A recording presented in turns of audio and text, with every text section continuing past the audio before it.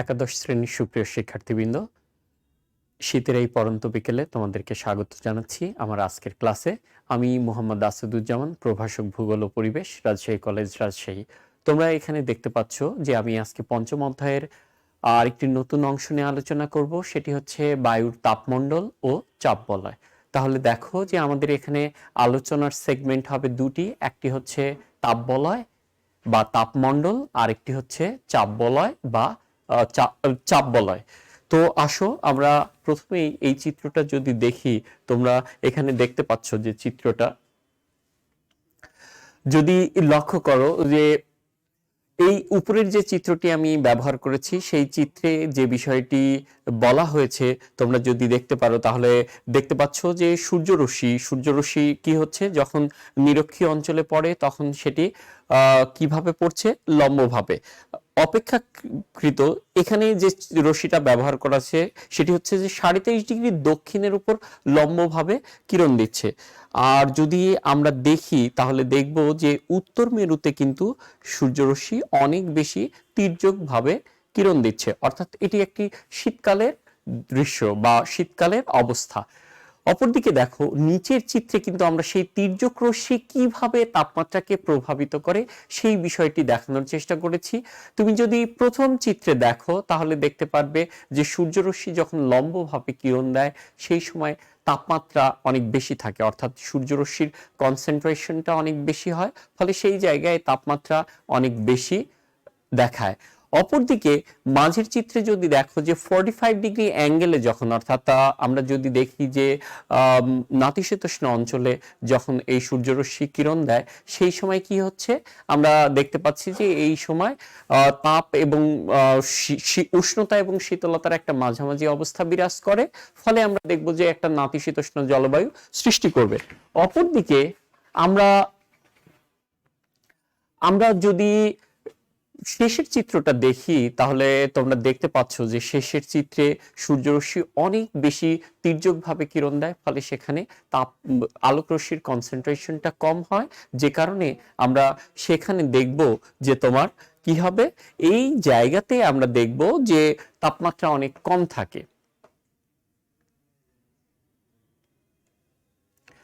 এখন দেখো যে এই যে সূর্যরশ্মির যে আপতন, মানে কোথাও লম্ব অথবা কোথাও তির্যকভাবে কিরণ দেয়, ফলে আমরা দেখব যে তাপমাত্রার তারতম্য হয়। তাহলে এই তাপমাত্রার তারতম্য অনুসারে আমরা পৃথিবীকে প্রধানত তিনটি মণ্ডলে ভাগ করি। একটা হচ্ছে উষ্ণমণ্ডল, দ্বিতীয় হচ্ছে নাতিশীতোষ্ণ মণ্ডল এবং 3 নাম্বার হচ্ছে হিমমণ্ডল।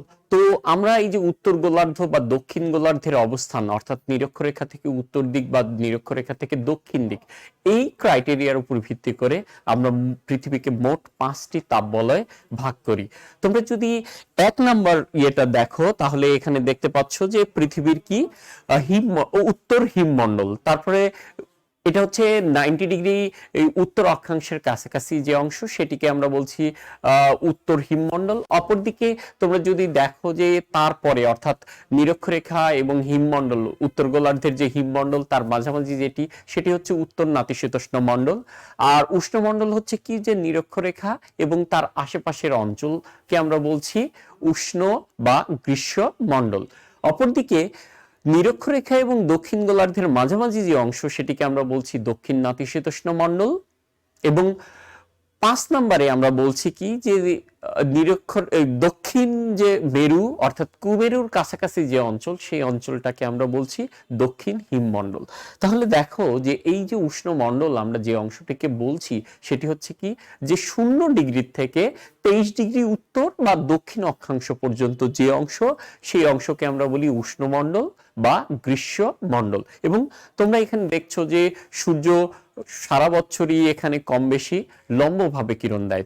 তোমাদেরকে এর আগে আমি বলেছি যে সূর্য একবার 23.5 ডিগ্রি উত্তর অক্ষাংশ, আবার সূর্য 23.5 ডিগ্রি দক্ষিণ অক্ষাংশের উপর লম্বভাবে কিরণ দেয়, এবং এর ফলে আমরা দেখি যে বছরে 2 দিন নিরক্ষীয় অঞ্চলের উপর সূর্য লম্বভাবে কিরণ দেয়। তাহলে এই যে দেখো যে যেহেতু এই 23.5 ডিগ্রি উত্তর থেকে 23.5 ডিগ্রি দক্ষিণের মধ্যেই সূর্য কি করে, আসা যাওয়া করে এবং এই জায়গাগুলিতে সারা বছর প্রচন্ড রকমের উত্তপ্ত থাকে, যে কারণে আমরা একে বলি উষ্ণমণ্ডল বা গ্রীষ্মমণ্ডল। এবং তোমরা যদি পৃথিবীর মানচিত্রের দিকে লক্ষ্য করো তাহলে দেখবে যে পৃথিবীর এই অংশে কিন্তু জলভাগের পরিমাণটা বেশি, স্থলভাগ অপেক্ষা জলভাগের পরিমাণ বেশি। ফলে আমরা দেখি যে এই অঞ্চলে প্রচুর পরিমাণে জলীয় বাষ্পের সৃষ্টি হয় এবং এই যে জলীয় বাষ্প সেটি কিন্তু বায়ুমণ্ডলের তাপমাত্রাকে বাড়িয়ে দেয়। তাহলে আমরা দেখছি যে এই ঘটনাগুলি কিন্তু একটা আরেকটার সাথে ইন্টার রিলেটেড। যেমন জলভাগের অবস্থানের কারণে সেখানে দিন রাতের তাপমাত্রা প্রায় একই রকম অপরিবর্তিত থেকে যায়, অর্থাৎ উষ্ণতার পরিমাণটা বেশি থাকে। আবার জলভাগ থেকে পানির যে স্বতঃস্ফূর্ত বাষ্পীভবন, তার ফলে বায়ুমণ্ডলে প্রচুর পরিমাণে তাপ যোগ হয়, যে কারণে আমরা দেখব যে এই অঞ্চল সারা বছরই এই উষ্ণ থাকে। আবার দেখো যে এই অঞ্চলে কিন্তু প্রচুর পরিমাণে বৃষ্টিপাত হবে, কারণ এখানে জলভাগের পরিমাণ বেশি, এখানে বাতাসে প্রচুর পরিমাণে জলীয় বাষ্প থাকে, ফলে এখানে কি হবে, সারা বছরই বৃষ্টিপাত সংঘটিত হয়। তোমরা যদি কেউ 9-10-এ ভূগোল পড়ে থাকো তাহলে জানবে যে এই অঞ্চলে, অর্থাৎ এই যে গ্রীষ্মমণ্ডলীয় অঞ্চল বা উষ্ণমণ্ডলে সারা বছর কোন প্রক্রিয়ায় বৃষ্টিপাত সংঘটিত হয়, সেটি হচ্ছে পরিচলন প্রক্রিয়ায় বৃষ্টিপাত সংঘটিত হয়। এবং এই অঞ্চলের বিস্তার হচ্ছে প্রায় 16,136 কিলোমিটার। দেখো যে 16,136 এইভাবে আমরা মনে রাখতে পারি, তাহলে মনে রাখা সহজ হয়। অথবা তোমরা যদি অন্য কোনো পদ্ধতি অনুসরণ করতে চাও সেই পদ্ধতিতেও মনে রাখতে পারো। আমার কাছে মনে হয়েছে 16,136 এটি মনে রাখা তুলনামূলকভাবে সহজ।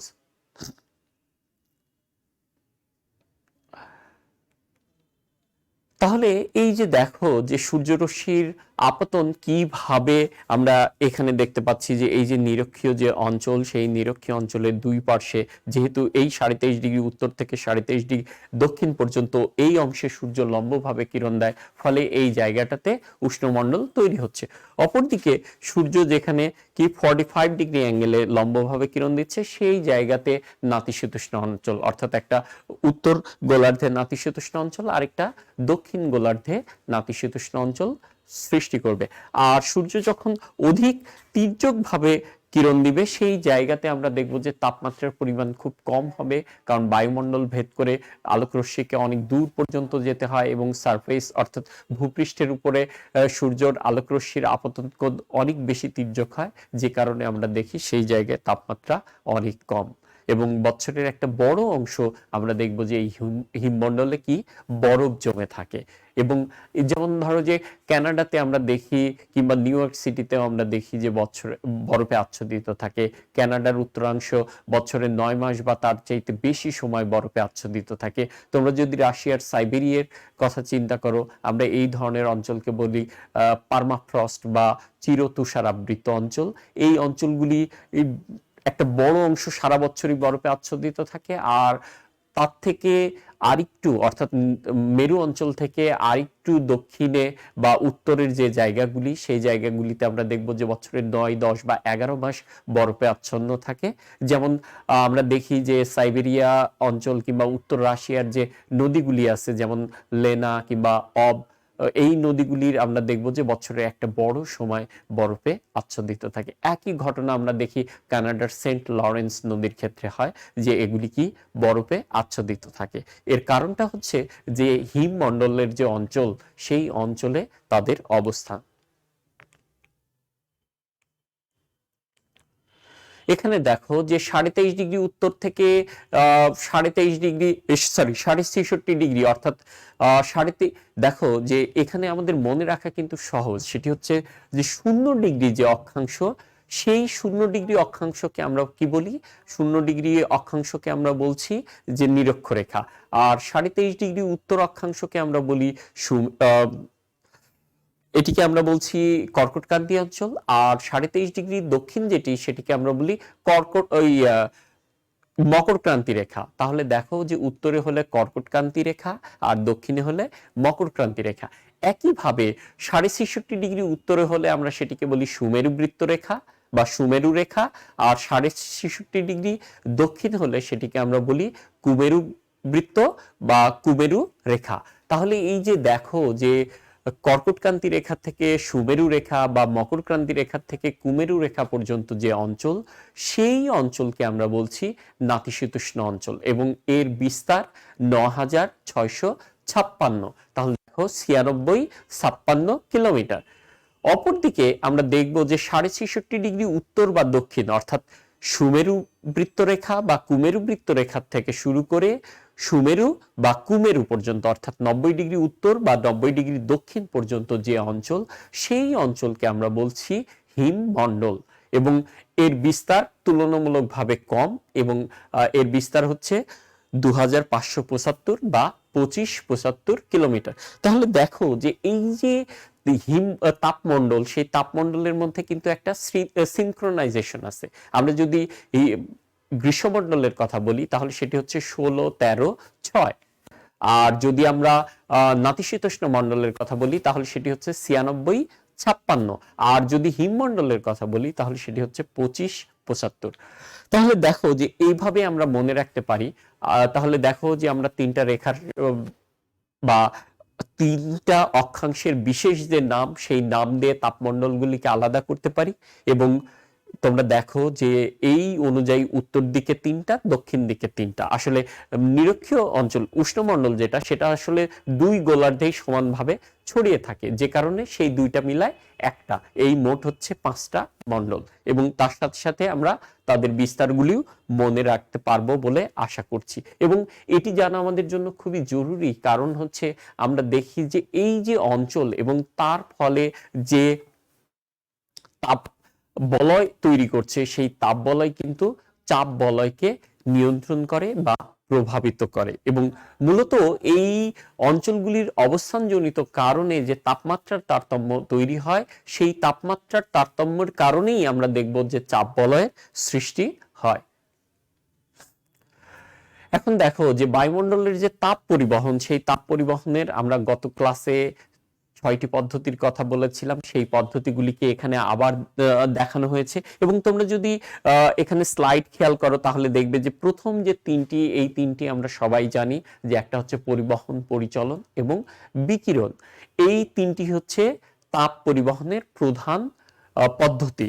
তাহলে দেখো যে আমরা বলেছি যে পরিবহন কখন সংঘটিত হবে, যখন তাপ কঠিন পদার্থের মধ্য দিয়ে সঞ্চারিত হয়। যেমন আমরা ভূপৃষ্ঠের কথা বলতে পারি, সূর্যরশ্মি যখন ভূপৃষ্ঠের উপর আপতিত হয় তখন সেটি কি হয়, ভূত্বককে কি করে, উত্তপ্ত করে। তাহলে এই যে ভূত্বকের উত্তপ্ত হওয়ার পদ্ধতি, সেটি হচ্ছে পরিবহন এবং আমরা দেখব যে ভূত্বক উত্তপ্ত হলে ভূত্বক তার সংশ্লিষ্ট যে বায়ু বা তার সংস্পর্শে আসা যে বায়ু, সেই বায়ুকে উত্তপ্ত করে। আর পরিচলন প্রক্রিয়াটা কি, যে পরিচলন প্রক্রিয়া সাধারণত তরল পদার্থের মধ্যে সংঘটিত হয়, কিন্তু আমরা দেখব যে বায়ুমণ্ডলেও তাপ সঞ্চালনের ক্ষেত্রে পরিচলন একটি গুরুত্বপূর্ণ মাধ্যম। এটি হচ্ছে কি, যে উত্তপ্ত বস্তু কি হয়, হালকা হয়ে যায়, সম্প্রসারিত হয়, ফলে সে উপরে উঠে আসে। যে কারণে আমরা দেখি যে ভূপৃষ্ঠের উপর যখন সূর্যরশ্মি পতিত হয় তখন যে উত্তাপ তৈরি হয়, সেই উত্তাপের ফলে উত্তপ্ত বায়ু কি হয়, হালকা হয়ে যায়। সেই বায়ু কি হয়, ধীরে ধীরে উপরে উঠে আসে এবং যত উপরে ওঠে তত সে তাপ হারাতে থাকে এবং তাপ হারানোর ফলে সে আবার কি হয়, সংকুচিত হয়। আর সংকুচিত হলে তার ঘনত্ব বেড়ে যাবে, অর্থাৎ তার ওজন বেড়ে যাবে, ভর বেড়ে যাবে। ওজন আসলে ভর অপরিবর্তিত থাকে কিন্তু ঘনত্ব বেড়ে যায়। এই ঘনত্ব বেড়ে যাওয়ার কারণে সে আবার কি হয়, ভারী হয়ে নিচে নেমে আসে। তাহলে এই যে উত্তপ্ত বস্তু উপরে উঠে যাওয়া, উপরে উঠে গিয়ে শীতল যে বায়ু, সেই বায়ু আবার নিচে নেমে আসা এবং এর ফলে যে চক্রের সৃষ্টি হয়, সেই চক্রটাকে আমরা বলি পরিচলন। তাহলে তোমরা দেখতে পাচ্ছ যে বায়ুমণ্ডলের তাপ সঞ্চালনের জন্য পরিচলন কিন্তু খুবই গুরুত্বপূর্ণ একটা পদ্ধতি। আর বিকিরণটা কি, বিকিরণটা হচ্ছে কি, যে একটা বস্তু, একটা উত্তপ্ত বস্তু কি করে, তার চারিদিকে তাপ ছড়ায় দেয়। এটা হচ্ছে বায়বীয় অবস্থায় তাপ পরিবহনের একটি পদ্ধতি। তোমরা যদি একটা জ্বলন্ত চুলার পাশে থাকো তাহলে দেখবে যে জ্বলন্ত চুলার পাশে যদি এইভাবে হাত দাও তাহলে কি হবে, তোমার হাতে উত্তাপ লাগবে, কিন্তু তুমি সরাসরি আগুনের সংস্পর্শে বা ওই উত্তপ্ত বস্তুর সংস্পর্শে থাকলে না, অর্থাৎ উত্তপ্ত বস্তুর থেকে দূরে থাকা সত্ত্বেও তুমি কি করবা, তাপ অনুভব করবা। তাহলে এই যে তরঙ্গ আকারে তাপ পরিবাহিত হওয়ার যে পদ্ধতি, সেটিকে আমরা বলছি বিকিরণ। এবং তোমরা দেখেছো যে পৃথিবী কি করে, বিকিরণের মাধ্যমে তার তাপ মহাশূন্যে ফেরত পাঠায়, এবং সেটি হচ্ছে 2%। তোমাদের এতদিনে 4টি মুখস্থ হয়ে যাওয়ার কথা, আমি 4টে তোমাদেরকে দেখিয়েছিলাম। সেখানে কিন্তু দেখবে যে একটা অ্যারো, আলাদা করে একটা অ্যারো দেখানো হয়েছে, এবং সেখানে লেখা আছে 2%, এবং পদ্ধতিটা হচ্ছে কি বিকিরণ পদ্ধতিতে তাপ মহাশূন্যে ফেরত যাবে। এছাড়াও আমরা 3টা অপ্রধান পদ্ধতির কথা বলতে পারি। একটা হচ্ছে ঘনীভবনের সুপ্ত তাপ সংযোজন, অর্থাৎ বায়ুমণ্ডলে যে জলীয় বাষ্প থাকে সেই জলীয় বাষ্পগুলি যখন ঘনীভূত হয়ে মেঘে পরিণত হয় বা জলকণায়, আসলে মেঘ না তো, প্রথমে যেটি হয় সেটি হচ্ছে ছোট ছোট জলকণায় পরিণত হয়, এবং সেই জলকণাগুলি যখন বায়ুমণ্ডলে ভাসমান ধূলিকণা বা অন্য কোনো ডাস্ট পার্টিকেলের চারপাশে ছোট ছোট বিন্দু আকারে জমা হয়, এবং সেগুলি বড় জলকণায় পরিণত হয়, এবং এই ধরনের গুচ্ছাকার জলকণাকে আমরা বলি মেঘ। আর যদি এই ধরনের জলকণা শীতকালে, বিশেষ করে শীতের সকালে যদি ভূপৃষ্ঠ সংলগ্ন অঞ্চলে জমা হয়, তাহলে সেটিকে আমরা বলি কুয়াশা। তাহলে এই যে দেখো, যে জলীয় বাষ্প যখন কি হচ্ছে ঘনীভূত হয়ে জলকণায় পরিণত হয়, তখন সে বাষ্পীভূত হওয়ার সময় যে তাপটা নিজের মধ্যে ধারণ করে, সেই তাপটা কি করে বায়ুতে ছড়িয়ে দেয়। তাহলে আমরা দেখি যে বাষ্পীভবনের, ঘনীভবনের সুপ্ত তাপ সংযোজনের মাধ্যমেও কিন্তু কি হয়, বায়ুমণ্ডল উত্তপ্ত হয়। এছাড়া আমরা দেখব যে বায়ুর যে আনুভূমিক সঞ্চালন, আনুভূমিক সঞ্চালনটা কি, যে সেটি হচ্ছে কি যে ভূপৃষ্ঠ সংলগ্ন এলাকায় বায়ু যখন ভূপৃষ্ঠ বরাবর কি হবে, হরিজেন্টাল ভাবে সেটি কি হবে, হরিজেন্টাল ভাবে সেটি প্রবাহিত হবে, তখন সে কি হবে, ওই ভূপৃষ্ঠের উত্তপ্ত অংশের সংস্পর্শে এসে সেই বায়ুকে উত্তপ্ত করে।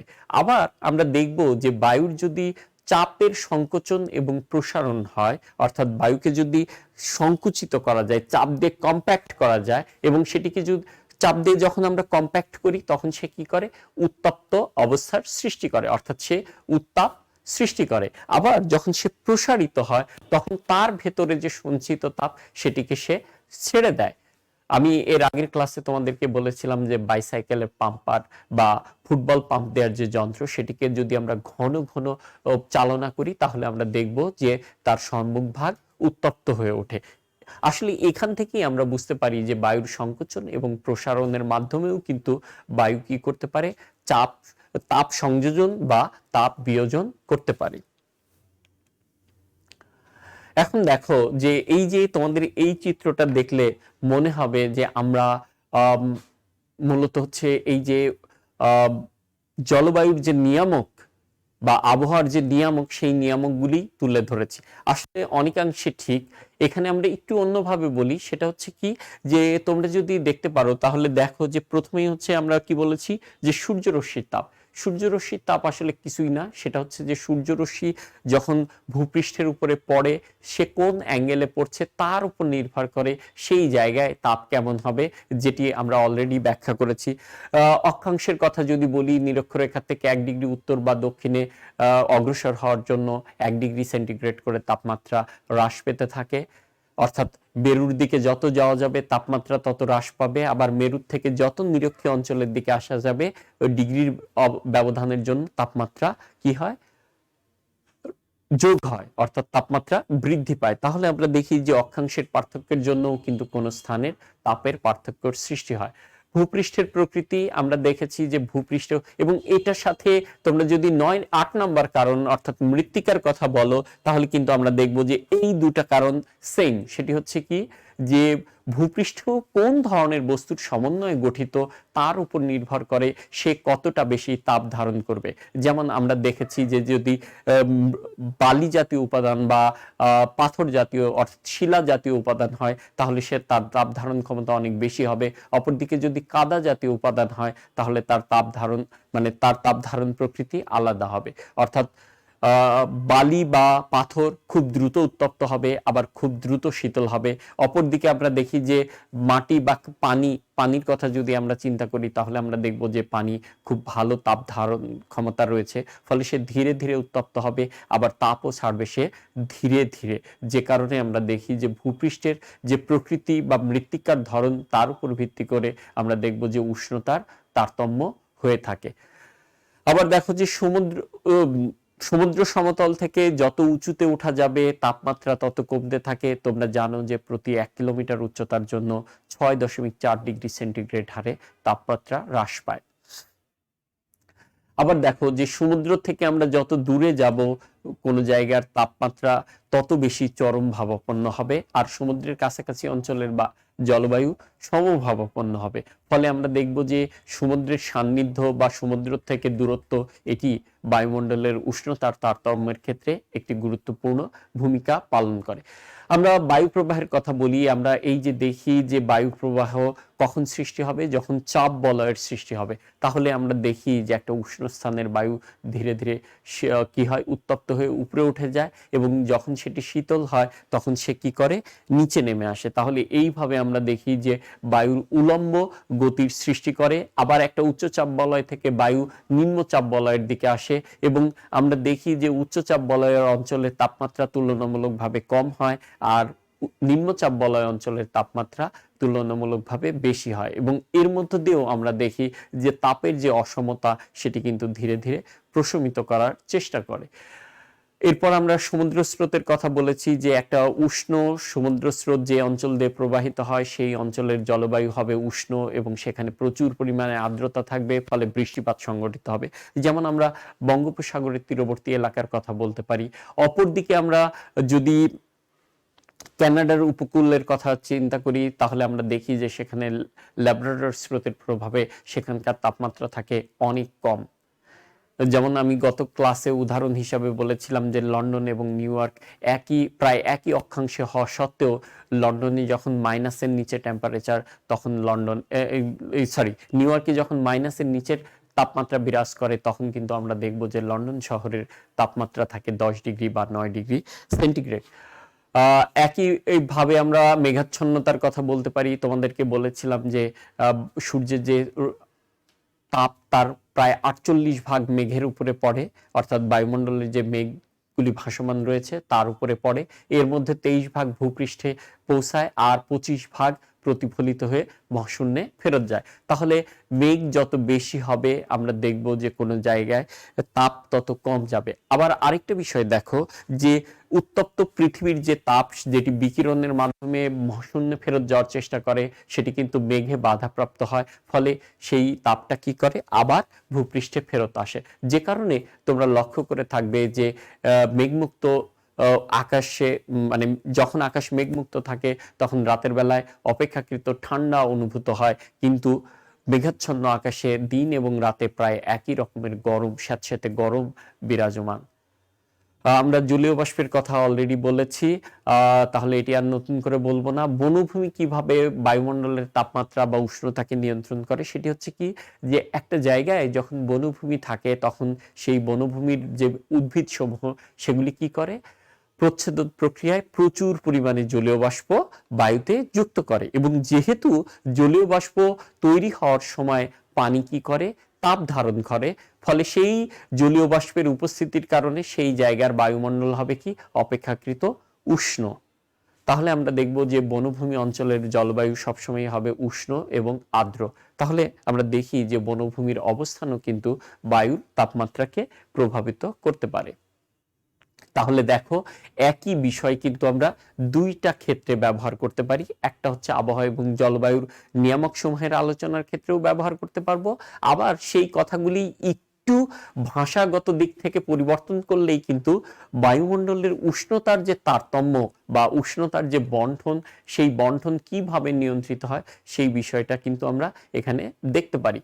এছাড়াও আমরা দেখব যে বায়ুমণ্ডলের উষ্ণতা পৃথিবীর আবর্তনজনিত কারণেও নিয়ন্ত্রিত হয়। যেমন আমি গত ক্লাসে তোমাদের আলোচনা করেছিলাম যে আহ্নিক গতির কারণে দিবারাত্রি সৃষ্টি হয়, এবং এই যে বিশেষত বার্ষিক গতি বায়ুমণ্ডলের তাপমাত্রাকে নিয়ন্ত্রণ করে, সেটি হচ্ছে কি, যে যখন কি হবে, সূর্য যখন উত্তর গোলার্ধ যখন সূর্যের দিকে বাঁকা হয়ে থাকবে তখন সে কি করবে, উত্তর গোলার্ধে তাপমাত্রা বেশি হবে। আবার দক্ষিণ গোলার্ধে যখন সূর্যের দিকে বাঁকা হয়ে থাকবে তখন আমরা দেখব যে সূর্যের কাছে দূরত্ব কমে যাবে, যে কারণে দক্ষিণ গোলার্ধ উষ্ণ হবে। আর উত্তর গোলার্ধের কি হবে, তাপমাত্রা দূরত্ব বেড়ে যাওয়ার কারণে সেখানে তাপমাত্রা কম হবে, দূরত্ব এবং অ্যাঙ্গেলের পরিবর্তনের কারণে। তাহলে দেখো যে এইভাবেও কিন্তু আমরা দেখি যে পৃথিবীর যে বার্ষিক গতি, সেই বার্ষিক গতির কারণে আমরা দেখি তাপমাত্রার বণ্টনের পার্থক্য হয়, যে কারণে আমরা দেখব যে ঋতুর পরিবর্তন সংঘটিত হয়। এখন দেখো যে চাপ বলয়, চাপ বলয়টা কি, যে বায়ুর যে আয়তন বা অবস্থান জনিত কারণে বায়ু ভূপৃষ্ঠের উপরে বা সমুদ্র সমতলের উপরে যে বল প্রয়োগ করে তাকেই আমরা বলছি বায়ুর চাপ। আর একক চাপ বিশিষ্ট এলাকাকে আমরা বলি চাপ বলয়, অর্থাৎ একই ধরনের চাপ বিশিষ্ট যে অঞ্চল সেটিকে আমরা বলি চাপ বলয়। তাহলে এই যে বায়ু যে চাপ প্রয়োগ করে ভূপৃষ্ঠের উপর বা সমুদ্র সমতলের উপর, সেই চাপের মানটা হচ্ছে কত, যে তোমরা তো অলরেডি আমি বলেছি যে 76 মিলিমিটার পারদ, 76 সেন্টিমিটার পারদ চাপ। অর্থাৎ সমুদ্র সমতলে বায়ু, আমরা যদি পারদপূর্ণ কোনো পাত্রে 1 মিটার লম্বা একটা চিকন নলের মধ্যে পারদপূর্ণ করি এবং সেটি যদি আস্তে করে সেই পারদপূর্ণ বাটিতে রাখি, তাহলে আমরা দেখব যে তার 76 সেন্টিমিটার পর্যন্ত কি হবে, পারদ থাকবে। তাহলে এই যে চাপের কারণে ওই নলের ভেতর দিয়ে পারদ উপরে উঠে আসবে বা সেই পারদটাকে সে ধরে রাখবে, সেটিকে আমরা বলছি কি, বায়ুর চাপ। তাহলে কত, বায়ুর চাপ হচ্ছে 76 সেন্টিমিটার পারদ চাপ বা 760 মিলিমিটার পারদ চাপ। তাহলে এই পারদ শব্দটা কিন্তু আমরা ব্যবহার করব এবং বায়ুর চাপ পরিমাপের যন্ত্রকে আমরা বলি ব্যারোমিটার। তাহলে কি, বায়ুর চাপ যে যন্ত্রের সাহায্যে পরিমাপ করা হয় সেই যন্ত্রকে আমরা বলছি ব্যারোমিটার। তাহলে দেখো যে এই যে ব্যারোমিটার, সেই ব্যারোমিটার দিয়ে কিন্তু আমরা কি করতে পারি, বায়ুর চাপ পরিমাপ করতে পারি। এবং আমরা দেখব যে ব্যারোমিটারের সাহায্যে কিন্তু আমরা উচ্চতাও নির্ণয় করতে পারি। কারণ কি, যে ভূপৃষ্ঠ থেকে যত উপরে উঠবো বায়ুর ঘনত্ব তত কমে যেতে থাকে। তাহলে এই সূত্র ব্যবহার করে আমরা ব্যারোমিটারের যে রিডিং, সেই রিডিংকে কিন্তু উচ্চতাতে কনভার্ট করতে পারি। এখন দেখো যে বায়ুর চাপকে আমরা দুই ভাগে ভাগ করি, একটা হচ্ছে উচ্চচাপ বলয় আর একটা হচ্ছে নিম্নচাপ বলয়। অর্থাৎ যে জায়গা জুড়ে বায়ু স্বাভাবিক চাপের চাইতে বেশি চাপীয় অবস্থা বিরাজ করবে সেই অঞ্চলকে আমরা বলছি উচ্চচাপ বলয়, আর যেখানে বায়ুর চাপ স্বাভাবিক চাপের চাইতে কম হবে সেই জায়গাগুলিকে আমরা বলছি বায়ুর নিম্নচাপ বলয়। তোমরা যদি এই চিত্রটা লক্ষ্য করো তাহলে দেখবে যে এই চিত্রটা কিন্তু খুবই গুরুত্বপূর্ণ। তোমরা যদি এই অংশটা দেখো, যে এই যে নিরক্ষরেখা এবং তার উভয় পার্শ্বের যে অঞ্চল, সেই অঞ্চলে কি হবে, সূর্য সারা বছর লম্বভাবে কিরণ দিবে। ফলে এই জায়গাতে আমরা দেখব যে নিম্নচাপ বলয় বিরাজ করবে এবং এটি সাধারণত নিরক্ষরেখা থেকে 5 ডিগ্রি উত্তর বা দক্ষিণ পর্যন্ত বিরাজমান, অর্থাৎ 10 ডিগ্রি মোট। 5 ডিগ্রি দক্ষিণ থেকে 5 ডিগ্রি উত্তর পর্যন্ত, তাহলে মোট হবে কত, 5 যোগ 5, দক্ষিণ গোলার্ধে 5, উত্তর গোলার্ধে 5, মোট 5 ডিগ্রি। তাহলে এই 10 ডিগ্রি। তাহলে এই যে 0 ডিগ্রি থেকে 5 ডিগ্রি উত্তর এবং 5 ডিগ্রি দক্ষিণ পর্যন্ত যে অংশ, সেই অংশে সূর্যের অবস্থানজনিত কারণে সারা বছর কি হবে, উচ্চ তাপ বিরাজ করবে এবং এই উচ্চ তাপের কারণে বায়ু উত্তপ্ত হয়ে উপরের দিকে উঠে যাবে। এই যে কন্টিনিউয়াসলি বায়ু উপরের দিকে উঠে যাওয়া, এই উপরের দিকে উঠে যাওয়ার কারণে সেখানে এক ধরনের শূন্যতা তৈরি হয়, ফলে সেখানে স্বাভাবিকের চাইতে কম চাপ বিরাজ করে। ফলে আমরা একে বলছি নিরক্ষীয় নিম্ন চাপ বলয়। এখন দেখো যে এই জায়গাতে আমরা দেখি যে বায়ুর আনুভূমিক প্রবাহ লক্ষ্য করা যায় না বললেই চলে, অর্থাৎ বায়ু দিক থেকে দক্ষিণ বা দক্ষিণ দিক থেকে উত্তর দিকে কোনো দিকেই যায় না, যে কারণে আমরা একে বলি নিরক্ষীয় নিম্ন ও শান্ত চাপ বলয়। অর্থাৎ এই জায়গায় বায়ুর আনুভূমিক প্রবাহ লক্ষ্য করা যায় না নিরক্ষীয় অঞ্চলে। অপরদিকে দেখো যে এই যে 23.5 ডিগ্রি উত্তর বা 23.5 ডিগ্রি দক্ষিণ, এই জায়গাতে কি হবে, নিরক্ষীয় অঞ্চল থেকে তোমরা যদি এই চিত্র দেখো তাহলে এই যে এই অঞ্চল এবং নিচের এই অঞ্চলে কি হবে, যে বছরে একদিন সূর্য লম্বভাবে কিরণ দেয়, ফলে এই জায়গাটাতে আমরা দেখব যে তুলনামূলকভাবে কম তাপ বিরাজ করে। আবার আরেকটা যে বিষয়টা কাজ করে সেটি হচ্ছে কি, যে পৃথিবীর যে আবর্তন, তোমরা জানো যে পৃথিবী পশ্চিম দিক থেকে পূর্ব দিকে আবর্তিত হয়, তাহলে এই যে পশ্চিম দিক থেকে পূর্ব দিকে পৃথিবী তার নিজ অক্ষের উপর আবর্তিত হচ্ছে, এই আবর্তনজনিত কারণে কি হয়, একটা শক্তির সৃষ্টি হয়। আমরা সেই শক্তিটাকে বলি কোরিওলিসিস ফোর্স বা কোরিওলিসিস শক্তি। তোমরা জানো যে যে কোনো বস্তুকে যদি আমরা ঘুরাইতে থাকি তাহলে কি হয়, সে তার স্পর্শক বরাবর বাইরের দিকে যাবার একটা প্রবণতা কাজ করে।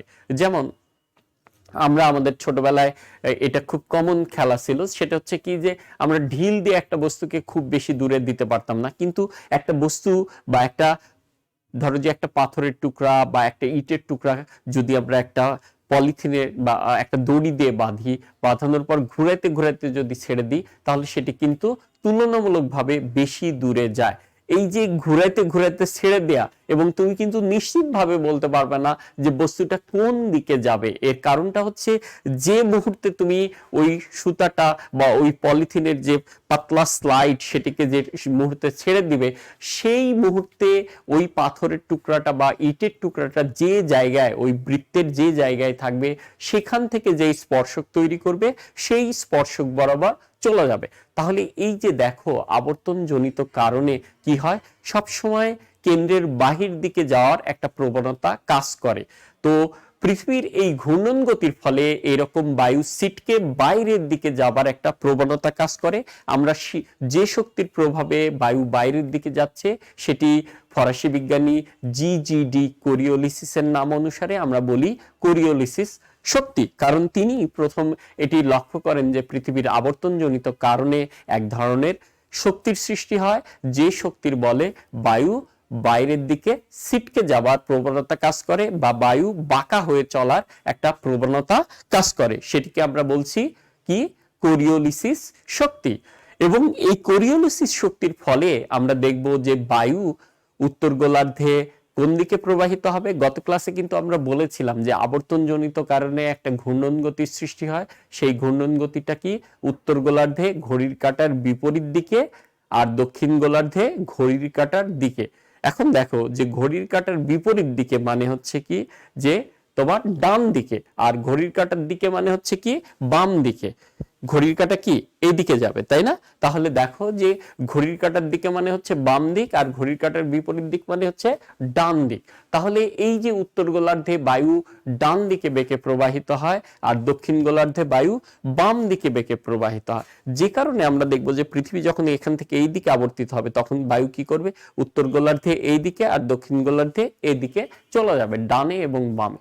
এবং সেই যে বায়ুটা ছিটকায় যাবে, সে যত উপরে উঠবে তত ঠান্ডা হবে। তাহলে সে ছিটকায় গেলে সে যে মহাশূন্যে পৌঁছায় যাবে তা কিন্তু না। তাহলে সেই বায়ুটা কি হবে, এই উত্তপ্ত বায়ু, এখানে দেখো যে নিরক্ষীয় অঞ্চলে যে বায়ুটা উত্তপ্ত হয়ে উপরে উঠে যাচ্ছে, আবার পৃথিবীর আবর্তনজনিত কারণে যে বায়ুটা তার নিরক্ষরেখা বরাবর যে বায়ু, সেই বায়ু ছিটকায় বাইরে চলে যাচ্ছে, সেটি কিন্তু বায়ুমণ্ডলে অনন্তকাল ধরে উপরে উঠবে না, বরং সে যত উপরে উঠবে তত ঠান্ডা হবে, এবং ঠান্ডা হওয়ার দরুন সে আবার নিচে নেমে যাবে।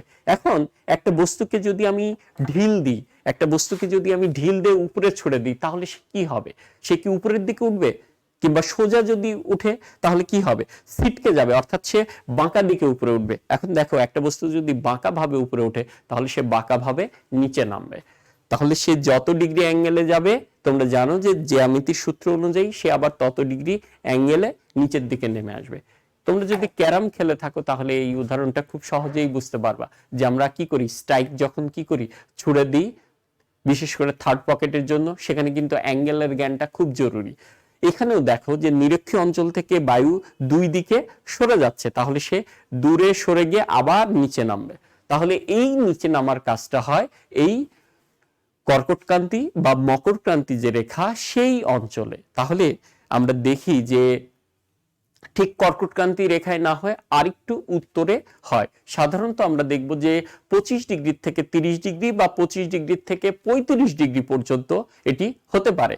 তাহলে সেই অঞ্চলে বায়ু কি হবে, নিচে নেমে আসবে। ফলে আগের যতটুকু বায়ু ছিল তার সাথে এই যে নিরক্ষীয় অঞ্চল থেকে উঠে আসা যে বায়ু সেটিও যুক্ত হবে।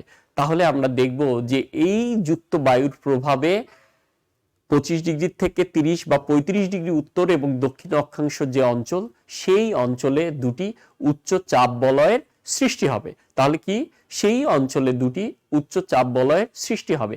আমরা এই দুটি উচ্চ চাপ বলয়কে বলছি, উত্তর গোলার্ধেরটাকে বলছি কর্কটীয় উচ্চচাপ বলয় বা উপক্রান্তীয় উচ্চচাপ বলয়। এটার কমন নাম হচ্ছে উপক্রান্তীয় উচ্চচাপ বলয়। আমরা উত্তর গোলার্ধে হলে সেটিকে বলবো কর্কটীয় উচ্চচাপ বলয়, আর দক্ষিণ গোলার্ধে হলে এই যে তোমরা যদি এই চিত্র দেখো তাহলে এটি হচ্ছে কর্কটীয় উচ্চচাপ বলয়, আর নিচে যেটি সেটি হচ্ছে মকরীয় উচ্চচাপ বলয়। তাহলে তোমরা বুঝতে পারলে মেকানিজমটা কি, সেটি হচ্ছে আবর্তনজনিত কারণে এবং নিরক্ষীয় অঞ্চলে যে সূর্যের লম্বভাবে কিরণ, সেই কারণে যে বায়ুটা উপরে উঠে যাবে সেটি আবার ঘুরে কি হবে, কর্কটীয় এবং মকরীয় অঞ্চলে নেমে আসবে। ফলে সেই জায়গাতে আগে যতটুকু বায়ু ছিল তার সাথে আরো নতুন বায়ু যোগ হবে, ফলে সেখানে কি হবে, উচ্চ চাপ বলয়ের সৃষ্টি করবে। এখন দেখো যে একইভাবে আমরা দেখব যে এই যে কর্কটীয় বা মকরীয় উচ্চচাপ বলয়, সেখান থেকে সুমেরু বা কুমেরু পর্যন্ত, অর্থাৎ আমরা দেখব যে এই যে মেরু অঞ্চল, সেই মেরু অঞ্চলে বায়ু কি সারা বছর কি সেখানে সারা বছর সূর্য তির্যক ভাবে কিরণ দেয়, যে কারণে আমরা দেখেছি যে এই অঞ্চলে হিমমণ্ডল তৈরি হয়। তাহলে এই হিমমণ্ডলের কারণে প্রচন্ড ঠান্ডার কারণে সেখানকার বায়ুগুলি কি হয়, কম্প্যাক্ট অবস্থায় থাকে, অর্থাৎ ঘনী মানে সংঘবদ্ধ অবস্থায় থাকে। এবং তোমরা পড়েছো যে টোপোস্ফিয়ার কি, উত্তর মেরু এবং দক্ষিণ মেরু অঞ্চলে টোপোস্ফিয়ারের গড় গভীরতা অনেক কম থাকে, 7 থেকে 9 কিলোমিটার হয়ে থাকে। তাহলে এই যে দেখো সেখানে কম্প্যাক্ট অবস্থায় বায়ুগুলি থাকার কারণে সেই জায়গাতে চাপের পরিমাণটা আবার অনেক বেশি হয়, এবং উত্তর গোলার্ধে সেই উচ্চচাপযুক্ত বায়ু কি করে, ডান দিকে বেঁকে দক্ষিণ দিকে প্রবাহিত হয়, আর দক্ষিণ গোলার্ধে বায়ু বাম দিকে বেঁকে উত্তর দিকে প্রবাহিত হয়। তাহলে এই যে, এবং আমরা দেখব যে ছিটকে যাওয়ার যে প্রবণতা, এখানে আমরা দেখব যে সেই বায়ুটা ছিটকে যাবে না, কিন্তু আমরা দেখব যে সেখান থেকে কম্পারেটিভলি তোমার হচ্ছে এই যে সুমেরু বা কুমেরু বৃত্ত, সেই জায়গার উত্তাপ বেশি থাকবে। ফলে আমরা দেখি যে সেই জায়গার বায়ু উপরে উঠে যাবে। এবং আমরা এখানে আরেকটা বিষয় দেখব যে পৃথিবীর যে অ্যাঙ্গেল, সেই অ্যাঙ্গেলের কারণেও কিন্তু সেখানকার বায়ু ছিটকে যাওয়ার প্রবণতা কাজ করবে। এখানে কর্কটীয় বা মকরীয় অঞ্চলের মতো আমরা উপর থেকে যে অতিরিক্ত বায়ুর চাপ সেটা কিন্তু লক্ষ্য করি না, যে কারণে আমরা দেখব যে এই মেরুবৃত্তীয় অঞ্চলের বায়ু ছিটকে কি মহাশূন্যের দিকে চলে যাবে, এবং সেই বায়ুগুলি আবার গিয়ে শীতল হয়ে কি করবে, উপক্রান্তীয় অঞ্চল বা মেরু অঞ্চলে আপতিত হবে। ফলে উপক্রান্তীয় অঞ্চল বা মেরু অঞ্চলে কিন্তু উচ্চচাপের পরিমাণটা আরো বেড়ে যাবে। তাহলে তোমরা এই চিত্র থেকে দেখতে পাচ্ছ যে উত্তর গোলার্ধে 4টা চাপ বলয়, দক্ষিণ গোলার্ধে 4টা চাপ বলয়, এবং যেহেতু নিরক্ষীয় চাপ বলয় 2 গোলার্ধেই কমন, যে কারণে আমরা বলতে পারি যে পৃথিবীর চাপ বলয় হচ্ছে 7টি। তো আলোচনার সুবিধার্থে আমরা কি করতে পারি, এই 7টির পরিবর্তে কিন্তু 4টিও লিখতে পারি। তাহলে দেখো আমরা আলোচনার সময় 4 ভাগে ভাগ করে লিখব। সেটি হচ্ছে কি, নিরক্ষীয় নিম্ন ও শান্ত চাপ বলয়, এখানে একটু ভুল আছে, সেটি হচ্ছে 0 থেকে 5 ডিগ্রি, 23.5 ডিগ্রি না, 0 থেকে 5 ডিগ্রি উত্তর ও দক্ষিণ অক্ষাংশ পর্যন্ত, সেই জায়গাটা হচ্ছে কি নিরক্ষীয় নিম্ন ও শান্ত চাপ বলয়। আর কর্কটীয় এবং মকরীয়, যেটি আমরা কমন নাম করেছি উপক্রান্তীয় উচ্চচাপ বলয়, বা কখনো কখনো ক্রান্তীয় শব্দটাও ব্যবহার করা হয়, তবে ক্রান্তীয় ব্যবহার না করে আমরা উপক্রান্তীয় শব্দটা ব্যবহার করব, কারণ ক্রান্তীয় বলতে আমরা মূলত নিরক্ষীয় অঞ্চলকে ইন্ডিকেট করি, যে কারণে আমরা এখানে উপ শব্দটা যোগ করব। এখানে টাইপিং মিস্টেক। তাহলে উপক্রান্তীয় উচ্চচাপ বলয়, যেটিকে আমরা বলছি কর্কটীয় এবং মকরীয় উচ্চচাপ বলয়, এটি সাধারণত 25 থেকে 30 বা 35 ডিগ্রি উত্তর এবং দক্ষিণ অক্ষাংশ। ঋতু পরিবর্তনের সাথে সাথে এই চাপ বলয়টা একটু উত্তর বা দক্ষিণে সরে যায়। তোমরা যদি পরবর্তী অংশ পড়ো তাহলে ওইটা দেখতে পারবে। আর মেরু দেশীয় যে নিম্নচাপ বলয় অর্থাৎ সুমেরু এবং কুমেরু নিম্নচাপ বলয়, এটি 60 থেকে 70 ডিগ্রি উত্তর এবং দক্ষিণ অক্ষাংশে বিরাজমান। তোমরা দেখো যে এর মাঝামাঝি কিন্তু এই যে আমরা 66.5 ডিগ্রি উত্তর এবং 66.5 ডিগ্রি দক্ষিণ অর্থাৎ কুমেরু বৃত্ত এবং সুমেরু বৃত্ত রেখা যেটিকে বলেছিলাম, সেটি কিন্তু এর মাঝখানে অবস্থান করে।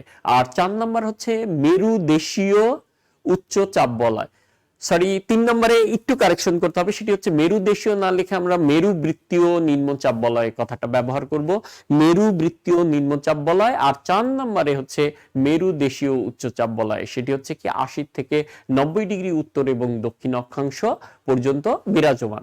তাহলে দেখো 1 নম্বর হচ্ছে নিরক্ষীয় নিম্ন ও শান্ত চাপ বলয়, 2 নম্বর হচ্ছে উপক্রান্তীয় উচ্চচাপ বলয়, এটিকে দুইটা ভাগে ভাগ করব, একটা হচ্ছে কর্কটীয় উচ্চচাপ বলয় আর একটা হচ্ছে মকরীয় উচ্চচাপ বলয়। উত্তর গোলার্ধে হবে কর্কটীয় উচ্চচাপ বলয়, দক্ষিণ গোলার্ধে মকরীয় উচ্চচাপ বলয়। 3 নম্বরে হচ্ছে মেরু বৃত্তীয় নিম্নচাপ বলয়, উত্তর গোলার্ধের জন্য এটি সুমেরু বৃত্তীয় নিম্নচাপ বলয় আর দক্ষিণ গোলার্ধের জন্য কুমেরু বৃত্তীয় নিম্নচাপ বলয়। আর মেরুদেশীয় উচ্চচাপ বলয়কে আমরা আবার দুটি ভাগে ভাগ করব, একটা হচ্ছে সুমেরু উচ্চচাপ বলয় আর একটা হচ্ছে কুমেরু উচ্চচাপ বলয়। তাহলে দেখো যে এটি মনে রাখা খুব একটা কঠিন না, এবং তোমাদের যে চিত্রটা দেখিয়েছি চাপ বলয়ের ক্ষেত্রে আমরা এই যে মাঝখানে যে দাগগুলি দিয়েছি এই দাগটা না দিলেও চলবে, এটি মূলত বায়ু প্রবাহকে নির্দেশ করে। এই বায়ু প্রবাহ ছাড়াই তোমরা এরকম একটা বৃত্ত এঁকে সেটিকে উত্তর দিকে 3 ভাগ, দক্ষিণ দিকে 3 ভাগ আর মাঝখানে নিরক্ষীয় অঞ্চল, এই মোট 7টা ভাগে ভাগ করবে। আশা করি এটি তোমরা বুঝতে পারবে, এবং এই চাপ বলয় বোঝাটা খুবই জরুরি, কারণ আমরা আগামী ক্লাসে বায়ু প্রবাহ নিয়ে কথা বলবো। সেই বায়ু প্রবাহ কিন্তু চাপ বলয় ছাড়া আমরা কিছুতেই বুঝতে পারবো না, এবং সেখানেও কিন্তু আমরা এই যে পৃথিবীর আবর্তনজনিত কারণে যে কোরিওলিসিস শক্তি, এই বিষয়গুলি নিয়ে আমরা আবার কথা বলবো। অতএব তোমরা এই বিষয়টা ভালোভাবে আত্মস্থ করার চেষ্টা করো। আমি কখনোই মুখস্থ করার কথা বলি না, কারণ আমি ব্যক্তিগতভাবে মুখস্থর ঘোর বিরোধী, যদিও পরীক্ষায় ভালো করতে গেলে মুখস্থ বিদ্যা প্রয়োজন পড়ে। আসলে মুখস্থ বিদ্যা খুব বেশি দিন আমরা ধরে রাখতে পারি না, মুখস্থ জিনিস সেটাকে বারবার অনুশীলন করতে হয়, এটা আমরা কন্টিনিউ করতে পারি না। যে কারণে আমি তোমাদেরকে বলবো যে বিষয়টা উপলব্ধি করো, আত্মস্থ করো, তাহলে দেখবে মনে রাখা সহজ, এবং এটা খুবই সহজ যদি তুমি শুধু বিষয়টা ধরতে পারো। যেমন ধরো যে এখান থেকে আমাদের তাপমাত্রার বন্টন অনুসারে তাপবলয় কয়টি কি কি সেটি আসতে পারে, কিংবা তাপবলয়গুলির বিস্তার আসতে পারে, অথবা তাদের বৈশিষ্ট্য নিয়ে আমরা কথা বলতে মানে ছোট প্রশ্ন করতে পারি, কুইজ করতে পারি। আবার দেখো যে চাপ বলয় কয়টি, কিংবা বলা হতে পারে যে উত্তর গোলার্ধে চাপ বলয় কয়টি, দক্ষিণ গোলার্ধে চাপ বলয় কয়টি, অথবা একটা অঞ্চলের মান দিয়ে যদি বলি যে এই অঞ্চল দিয়ে কোন চাপ বলয় বা এই অঞ্চলটি কোন চাপ বলয়ের অন্তর্ভুক্ত, এরকম কিন্তু প্রশ্ন আসতে পারে কুইজের জন্য। আর সিকিউ এর জন্য বা রচনামূলক যে প্রশ্নটা হতে পারে সেটি হচ্ছে যে আমি একটা চাপ বলয়ের একটা ডায়াগ্রাম দিয়ে দিলাম ফাঁকা, দিয়ে বললাম যে ক খ দুইটা মার্কিং করে দে, সেখান থেকে প্রশ্ন করলাম, এবং সেই ক্ষেত্রে কিন্তু তোমাকে এই চাপ বলয়ের চিত্রটা কমপ্লিট করতে হবে, অর্থাৎ এই যে ডিগ্রির যে মানগুলি অর্থাৎ তাদের যে বন্টন, সেই বন্টনগুলি তোমাকে ভেতরের লেখাগুলি সেগুলি কিন্তু লিখে কমপ্লিট করে তারপর সেই প্রশ্নের উত্তর করতে হবে। তবে আমি আশা করব যে তোমরা এটি পারবে। আর ফেব্রুয়ারির সম্ভবত তোমাদের সেকেন্ড উইক বা মাঝামাঝি থেকে তোমাদের পরীক্ষা শুরু হবে বলে ধারণা করি, এবং আমাদের 5 অধ্যায় পর্যন্ত পরীক্ষা হবে। তাহলে আমাদের সামনের ক্লাসগুলিতে একটু দ্রুত ক্লাস শেষ করতে হবে, সেটি হচ্ছে বায়ু প্রবাহ। বায়ু প্রবাহ নর্মালি 2টা ক্লাসের দরকার হয়, সেক্ষেত্রে দেখব যদি সম্ভব 2টা ক্লাসে করতে, অথবা একটা ক্লাসেই শেষ করে ফেলবো। তারপরে যেমন আমাদের মেঘের শ্রেণী বিভাগ, বৃষ্টিপাতের শ্রেণী বিভাগ এবং জলবায়ুর প্রভাব, এই বিষয়গুলি নিয়ে কথা বলতে হবে। তো আমরা চেষ্টা করব যে আগামী 3টা ক্লাসের মধ্যে এই চ্যাপ্টারটা শেষ করতে, এবং তোমাদের এই পঞ্চম অধ্যায় পর্যন্ত পরীক্ষা হবে, এবং শেষ করার পর যদি কোনো দিন ফ্রি পাই তাহলে আমরা সেই দিন প্রশ্নের যে ধরন সেই ধরন নিয়ে কথা বলবো, অথবা এই যে আলোচনা শেষে যে বিষয়গুলি মেনশন করলাম এই ধরনের কোশ্চেনই সাধারণত হয়ে থাকে। এতক্ষণ আমার সাথে থাকার জন্য তোমাদের সবাইকে ধন্যবাদ জানাচ্ছি।